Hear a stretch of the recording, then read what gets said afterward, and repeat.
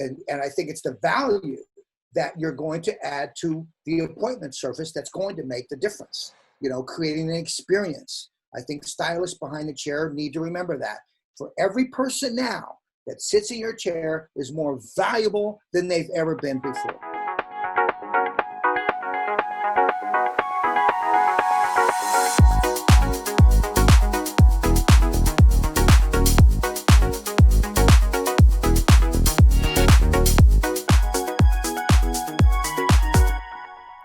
Well, I think we're going in the right direction. So I really love that.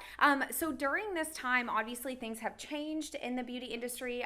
Where we are here in Knoxville, Tennessee, we are in phase 2 of reopening. Obviously, they're just starting to make changes in other parts of the country.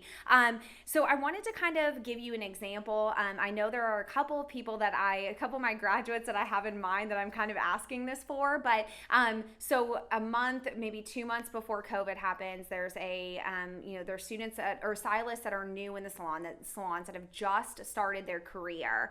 Everything's put on hold. How am I going to build my clientele? I can't even be updating my Instagram right now because this, whatever the reason is. What can somebody be doing during this time as a new stylist to kind of overcome this, to make sure that this isn't a setback for them that makes them leave the industry? What can a new stylist do, or what challenges do you think that they're going to face that maybe we can help them overcome? Okay. I think what's important to realize is what we stated earlier, that whether we like it or not, the reality is that the business, as it was, it's gone.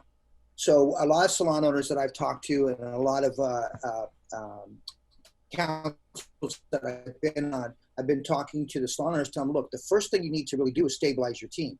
And you need to stabilize your team in terms of making them know that the income, the revenue is not going to be what it was. Because it's with the guidelines, taking one person at a time. So set them up.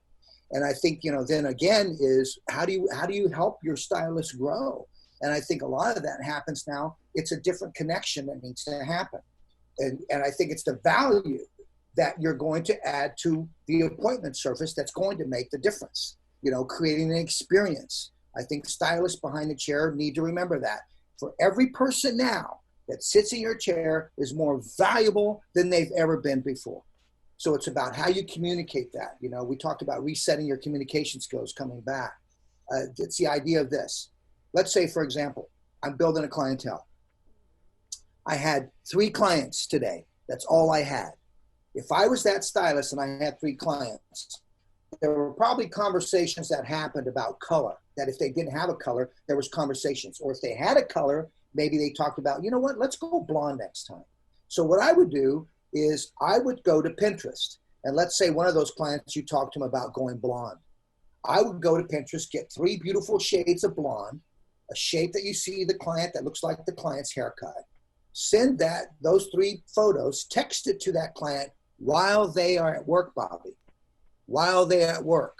So when the client gets it at work, they're going to look at it and they're going to go, okay, hey, guys, what color do you think I should go?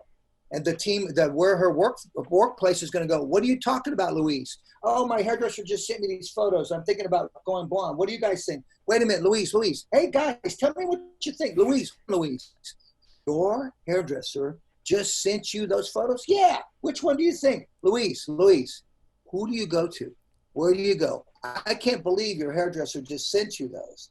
So you can see that's another way to market yourself. So using your downtime to make a connection with those people that you had an experience with. And then I highly recommend, do get more into virtual consultations. So for example, follow-ups, not just consultations now, but a follow-up. So let's say, Bobby, I did your hair last week. Well, this week I'm reaching out to you and I'm send you a text. Hey, Bobby, would love to FaceTime with you. Let's talk about how your haircut's working. Let's talk about the process of you finishing. Is there any way that I can help you? I've got a couple tips I'd love to share with you that I've discovered since you've been away that I would love to share with you that involves your shape, that involves your finishing. Let me know a great day that work with you or time, and we'll FaceTime and talk about it. Now, once again, that's making a connection. So what I'm trying to say is that the world of the hairdresser is changing in terms of you need to market yourself. Don't count on the salon owner. And it needs to happen in this new way of using this phone as a great tool. So Bobby, can you imagine I'm doing your hair, I cut your hair, and then I say to you, Bobby, I really want to help you master your blow dry. So let's take your phone, Bobby. Let's place it on this monkey tripod on my station, and let's videotape me teaching you how to blow dry your hair. So now, Bobby, can you imagine as I'm blow drying, I'm telling you how to do it, then I hand you the blow dryer and brush, and now I got you doing it. I'm going, no, Bobby, it's going to work better if you stand up. Now look how much more flexible your body is. Now I want you to take that, place the round brush in there, now roll it down. Now, Bobby, if you have to place a blow dryer down, place it down. Let's get that round brush in there. Good. Now you got it. Now pick up your roll blow dryer. Now hit your wrist and follow it to the brush. Now you're focusing your heat. That's good, Bobby.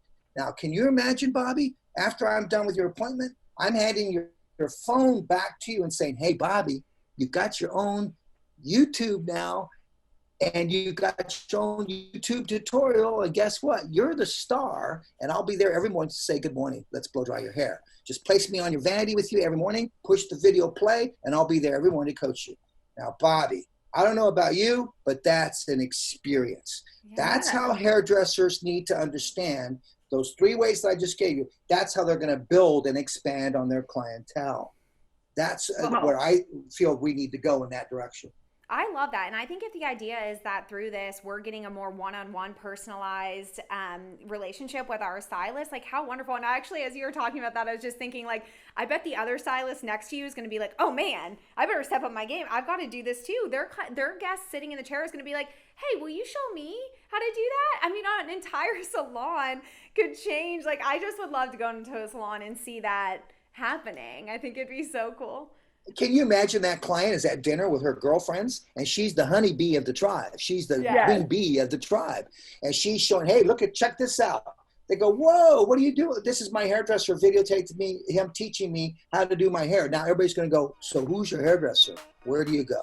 You see, so there's different ways now in which to build a clientele.